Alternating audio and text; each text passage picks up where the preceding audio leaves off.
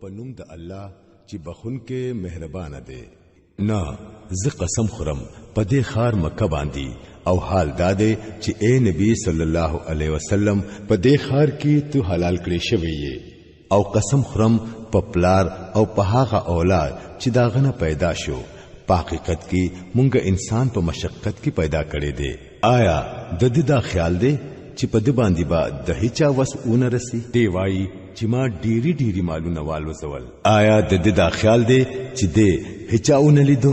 آیا مونږه دلا دوسترګي او یو جبا او دو شوندي ورنکړي او د نیکي بدای دوانه ښکار لاري مو هغه ته اون خودله په هغه په سخت لار باندې د تیرې دو همت اونکړو او تا ته پته ده چې سده هغه سخت لار یو سړی ته غلامین آزادول یا د لوګي په ورځ یو نږدې یتیم ته یا په خاور خړ مسکین ته خوراک ورکول بیا ور سره دا چې سړی په هغه خلکو کې شامل شي چې هغوی ایمانونه راوړل او یو بل ته د صبر کولو او د خدای په مخلوق باندې د رحم کولو نصيحت وکړو. دا خلک دي د خی طرف والا او چا چې زمونږه د آیاتونو منلو نه انکار وکړو هغوی د ګس طرف والا دي په هغوی باندې با ور خور شوي وي.